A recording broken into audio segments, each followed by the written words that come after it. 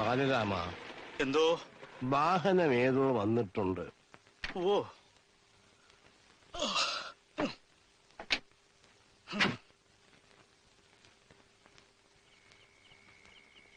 പനിയെന്ന് വെച്ചാൽ തുള്ളുന്ന പനി. ഛർദിക്കുകയും ചെയ്തു. കുറെ ചോര എടുത്തുകൊണ്ട് പോയി പരിശോധനകൾ നടത്തിയിട്ടുണ്ട്. അതിന്റെ വിവരം എന്താണെന്ന് എനിക്ക് അറിഞ്ഞുകൂടാ. ഇപ്പൊ ഭേദമുണ്ടോ? ഭേദമെന്ന് പറഞ്ഞാ ഒന്ന് കുറഞ്ഞു, അത്ര തന്നെ. അല്ല, അമ്മാമ്മ ഇപ്പൊ ഒന്ന് കാണാൻ പറ്റുമോ? പകലേ പറ്റണില്ല, പിന്നല്ലേ ഈ പാതിരാത്രി. ആ കണക്കെഴുത്ത് പേരെ പഠിക്കാൻ കാവലാ. കമ്പി കിട്ടിയപ്പോ ഞാൻ കരുതി വളരെ സീരിയസ് ആയിരിക്കുമെന്ന്. ഈ പനിയും ജലദോഷവും ഒക്കെ വരുമ്പോ എന്തിനാ പിന്നെ നമ്മളെയൊക്കെ വെറുതെ ബുദ്ധിമുട്ടിക്കുന്നത്? അല്ല, ഇന്നത്തെ കാലത്ത് പനിയെന്നല്ല, ഒന്ന് തുമ്മുന്നത് പോലും പേടിക്കണം. എന്തെങ്കിലും സംഭവിച്ചു പോയാൽ നാളെ പരാതി പറയരുത്. മേനിവിടെ ഉണ്ടായിട്ടും ഞങ്ങളെ ഒന്ന് അറിയിച്ചില്ലല്ലോ എന്ന്. ഏടത്തിയും കുട്ടികളും എല്ലാരും ഇവിടെ ഇല്ലേ? അല്ലാതെ ഇവിടെ പോകാൻ എല്ലാവരും ഉണ്ട്. കുഴിക്ക് കാല് നീട്ടിയിരിക്കണ മതിലകത്ത് ചെറിയച്ചൻ തമ്പുരാൻ വരെ ചെറുമകൻ ബാലരാമനെയും കൂട്ടി ഇങ്ങോട്ട് എഴുന്നള്ളിയിട്ടുണ്ട്.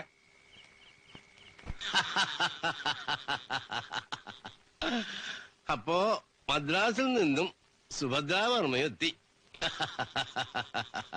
ഇനിയിപ്പോ ആരെങ്കിലും ഉണ്ടോ എത്താൻ? ജാനകിക്കൊരു മകനുണ്ടായിരുന്നല്ലോ, ബാംബേക്കാരൻ, ഒരു കറുമ്പൻ വർമ്മ. അവനെത്തിയോ? ഇല്ലാന്ന് തോന്നുന്നു. ഊട്ടുപുരയിൽ അങ്ങനെ ഒരാളെ കണ്ട ഓർമ്മയില്ല. ഏയ്, വരാണ്ടിരിക്കില്ല. മുത്തശ്ശ, ആ, അമ്മാവൻ തിരുമനസ് തട്ടിപ്പോകുന്നതിന് മുമ്പ് നമ്മുടെ കാര്യം ഒന്ന് പറയണ്ടേ? പറയണം. വരട്ടെ വരട്ടെ. ഒരു വാഹനം വന്ന ശബ്ദമല്ലയോ കേട്ടത്? അതെ, ഓട്ടോറിക്ഷയാണ്. അത് അയാളാവണമല്ലോ. ആരെ? ജാനകിയുടെ മകൻ. നിന്നെ നോക്കി നോക്കി കണ്ണു കഴിച്ചു. ഉച്ചയ്ക്ക് വരുമെന്നല്ലേ പറഞ്ഞിരുന്നത്? കൊച്ചിയിൽ ഇറങ്ങേണ്ട വിമാനം അങ്ങ് തിരുവനന്തപുരത്തായിരുന്നു ഇറങ്ങിയത്. അവിടുന്ന് ഒരു ബസ് പിടിച്ച് വരിക. ട്രെയിനിന് വന്നാ മതിയായിരുന്നു. ഇതിപ്പോ കാശത്രയാ പോയത്? അത് പോട്ടെ, അമ്മാമ്മയ്ക്ക് എങ്ങനെ ഇരിക്കുന്നു? കുറവുണ്ടെന്നാ പറയണേ.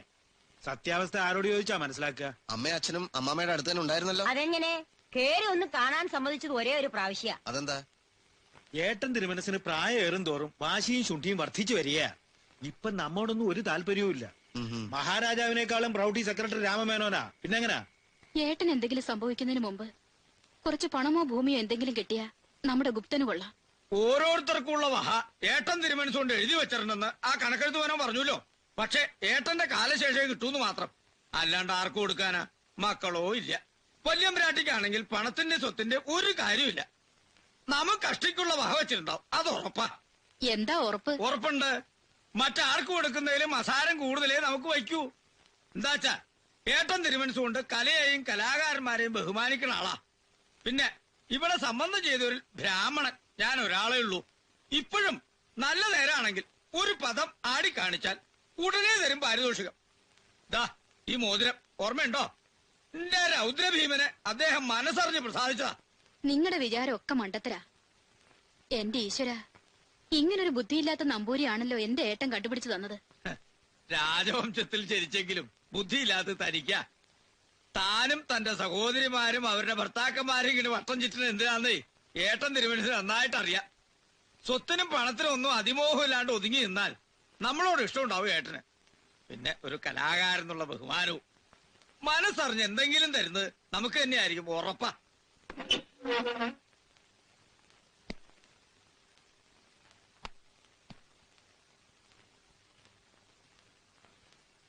തണുക്കണുണ്ടോ അമ്മയ്ക്ക്?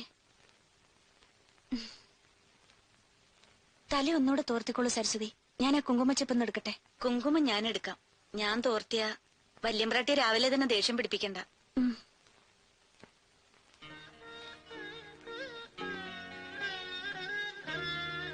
മതി, ഉണ്ണി വരാറായി. വരുമ്പോ മട്ടുപ്പാവി കാത്തു നിന്നില്ലെങ്കിൽ അത് മതി മോഹം കറുപ്പിക്കാൻ. കുട്ടി കണ്ടിട്ടില്ലല്ലോ ഉണ്ണിയെ? ഇല്ല.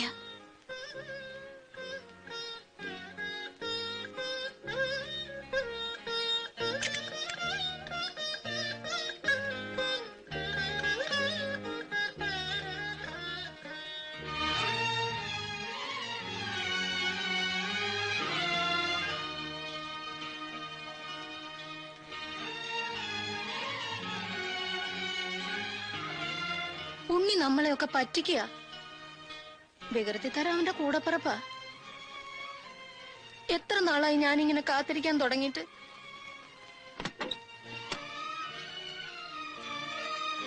ദാ വരണു ഉണ്ണി.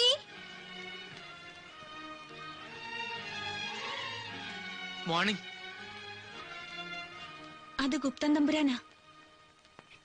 ഏ മാധു തമ്പുരാട്ടിയുടെ മകൻ ഗുപ്തൻ തമ്പുരാൻ. പോകാൻ പറയൂ.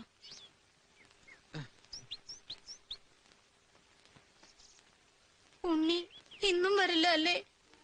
ഒരിക്കൽ ഒരിക്കൽ വരും.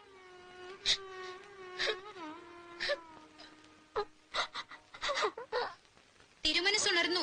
കുട്ടിയെ വിളിക്കണമെന്ന് കാര്യസ്ഥം വന്ന് പറഞ്ഞു. അതെ, ഉദയനാപുരം പാലസ് സെക്രട്ടറി രാമനാണ്. ഇല്ല, ബെഡ് റെസ്റ്റ് ആണ്.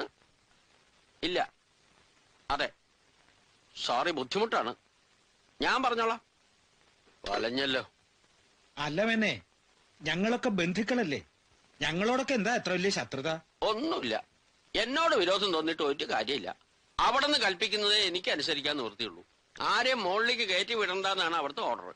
ഇന്നലെ കളക്ടർ ഒന്ന് കണ്ടിട്ട് പോയി. സ്വന്തം സഹോദരിമാർക്കും അനന്തരവന്മാർക്കും ഒന്നും മുഖം കാണിക്കാൻ അനുവാദം ഇല്ല. ഇതിന് മാത്രം എന്ത് തെറ്റാ ഞങ്ങൾ ചെയ്തത്? ഏട്ടത്ത് പിന്നെ ഇവിടെ താമസിക്കുന്നതാ. സുഖമില്ലാന്ന് കമ്പി കിട്ടിയപ്പോ ഉടുത്ത സാരിയോടെ ഇറങ്ങി പോന്നതാ. അതും കാറില്. മദ്രാസിന്ന് ഇവിടെ വരെ വരാൻ എത്ര റുപ്യ കാർ വാടകന്ന് അറിയോ മേന്നെ? എത്ര ആയാലും വൗച്ചർ തരാമെങ്കിൽ കണക്കി കൊള്ളിച്ച ആ പണം അങ്ങോട്ട് മേടിച്ചു തരാം. പോരെ? അത്ര പിച്ചകളൊന്നുമല്ല ഞങ്ങള്. ഏട്ടൻ തിരുമനസിന്റെ സ്വത്ത് കണ്ട് മോഹിച്ചല്ല ഞങ്ങൾ ഓടി വന്നത്. അങ്ങനെ ആയിരുന്നെങ്കിൽ ഞങ്ങൾ ഈ കൊട്ടാരത്തിൽ തന്നെ താമസിക്കുമായിരുന്നു. ഭാഗം കിട്ടിയൊക്കെ വിറ്റ് നിന്ന് മറ്റു പലരും വന്ന് കൂടിയിട്ടുണ്ടല്ലോ. അവരോട് സംസാരിക്കുന്ന പോലെ ഞങ്ങളോട് സംസാരിക്കരുത്. അങ്ങനെ വന്നുകൂടിയതൊന്നും അല്ല. കേശവ പിള്ള അത് പറയരുത്. ഏട്ടൻ തിരുമനസ് കൊണ്ട് വിളിച്ചു വരുത്തി താമസിപ്പിച്ചിട്ടുള്ളതാ. ഏട്ടനെ കുറിച്ച് ആലോചിക്കാനും വിഷമിക്കാനും ഞങ്ങൾ മാത്രമേ ഉള്ളൂ. നിങ്ങളൊക്കെ അന്യനാട്ടിൽ സുഖിച്ച് ജീവിക്കുന്നവരല്ലേ. ഇനി നിങ്ങൾ ആരും കഷ്ടപ്പെടണമെന്നില്ല. ഞാൻ നോക്കിക്കോളാം എന്റെ ഏട്ടന്റെ കാര്യം. ദേ, ഞാൻ ഇനി തിരിച്ച് മദ്രാസിക്കില്ല കേട്ടോ. ഇത് ഞാൻ പണ്ടേ പറയാറുള്ളതാ. നമ്മളിവിടെ ഇല്ലെങ്കിൽ അമ്മാമ്മയുടെ കാര്യങ്ങൾ നോക്കാനും അന്വേഷിക്കാനും ആരും ഉണ്ടാവില്ല. അതുകൊണ്ട് ഞാനും ഈ കൊട്ടാരം വിട്ട് എങ്ങോട്ടും പോണില്ല. അപ്പൊ നിന്റെ പഠിപ്പൊക്കെ പിന്നെ അമ്മാവൻ തിരുമനസിന് കഴിഞ്ഞാൽ മറ്റെന്തോ ഉള്ളൂ. സുഖമില്ലാന്ന് കേട്ടപ്പോ ഞാൻ ആകെ അങ്ങ് നടുങ്ങിപ്പോയി. എന്നെ ഇച്ചിരി ഉള്ളി ഉണ്ടെങ്കിൽ കണ്ണോട്ടം ഞാടിക്കോട്ടെ. അയാളൊന്ന് ഭംഗിയായിട്ട് കരഞ്ഞോട്ടെ. പരിഹസിക്കൊന്നും വേണ്ട കേട്ടോ. ഏട്ടന്റെ കാലം കഴിഞ്ഞ അടുത്ത കൈന് ശിവനാ. അത് മുന്നിൽ കണ്ട ഏട്ടൻ തന്നെ ഇവന് രാജരാജവർമ്മ എന്ന് പേരിട്ടിരിക്കണേ. ഉദയവർമ്മയ്ക്ക് ശേഷം ആരാ ഐനസ്? സുഭദ്രയുടെ മകനോ? അനന്തരവന്മാരിൽ മൂത്തയാള് ഞാനാ. അത് മാത്രമല്ല, ശൂദ്രന്മാരായിട്ടുള്ള വേളിയിൽ ഉണ്ടായതല്ല അവൻ. അവന്റെ അച്ഛൻ ആറ്റിങ്ങൽ കൊട്ടാരത്തിൽ അസൽ വർമ്മയാ. എന്റെ ഭർത്താവ് ശൂദ്രനാണെങ്കിലും നല്ല പഠിപ്പും അന്തസ്സും ഉള്ളവനാ. അല്ലാണ്ട് ഏട്ടത്തിയുടെ ഭർത്താവിനെ പോലെ ഗതിയില്ലാത്തവനൊന്നും അല്ല. ഒന്ന് നിർത്തണുണ്ടോ? വെറുതെ അല്ല അദ്ദേഹം ഒന്ന് കാണാൻ പോലും സമ്മതിക്കാത്തത്. ദേ, ഇനിയും കലഹിക്കാനാണ് ഭാവമെങ്കിൽ ഞാൻ ഇപ്പൊ ചെന്ന് തിരുമനസിനോട് പറയും. പിന്നെ ഒരെണ്ണത്തിന് ഈ കൊട്ടാരത്തിന്റെ മതിൽക്കകത്തേക്ക് ഇങ്ങോട്ട് കയറ്റില്ല, ഞാൻ പറഞ്ഞേക്കാം.